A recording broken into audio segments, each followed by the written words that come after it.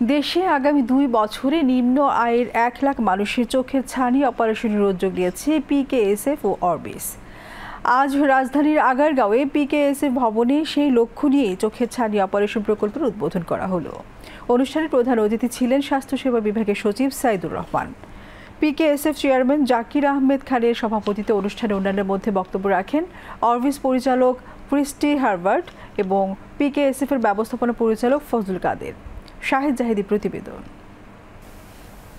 লক্ষ্য প্রতিরোধযোগ্য অন্ধত্ব দূরীকরণ, আর যৌথভাবে সেই লক্ষ্য বাস্তবায়নের জন্যই পল্লী কর্মসহায়ক ফাউন্ডেশন, পিকেএসএফ এবং অরবিসের এই আয়োজন।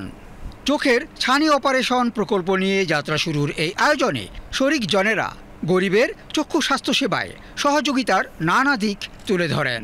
অনুষ্ঠানে পিকেএসএফ এবং অরবিসের কার্যক্রমের MOU হস্তান্তর করা হয়। Today, we are marking the launch of an initiative that will transform lives across the country, screening 1 million adults for cataracts, identifying those in need, providing surgery for 100,000 patients, and ensuring follow-up care across 50 districts over the next 2 years. বক্তারা জানান, দেশে 30 বছরের বেশি বয়সী প্রায় 5.5 লাখ মানুষ বর্তমানে দৃষ্টিহীন, আর এদের প্রায় 70% ছানিজনিত কারণে অন্ধ।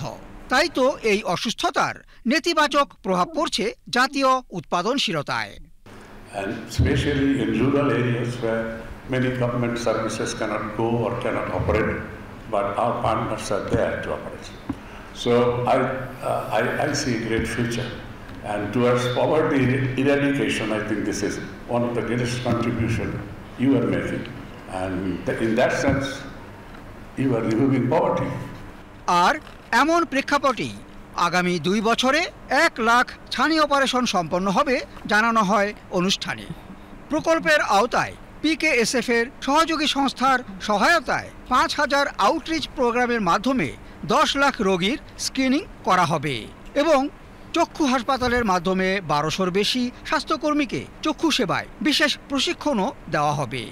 যে কোনো অসুস্থতাই আসলে একটা পরিবারকে দারিদ্র্যের মধ্যে ফেলে দেয়। এই জন্য সুস্থতা দারিদ্র্য দূরীকরণে একটা ইম্পর্টেন্ট কম্পোনেন্ট। আমরা চোখের অনেক এরিয়া আসলে আমরা অ্যাটেন্ড করতে পারি না, কিন্তু আমরা যদি বেশিরভাগ মানুষকে স্ক্রিনিংয়ের আওতায় আনতে পারতাম তাহলে অনেকেরই চোখ যখন ফিরে তাদের অন্যরকম একটা দুনিয়া, ভিন্ন রকম দেখতে পারেনি, আজকের দিনে আলোর দুনিয়া দেখছেন। পিকেএসএফ এবং অরবিস অংশীদারিত্বের মাধ্যমে লাখ লাখ মানুষের দৃষ্টিশক্তি ফিরিয়ে আনতেই কাজ করছে। Shahed Zahidi, BTV news, Dhaka.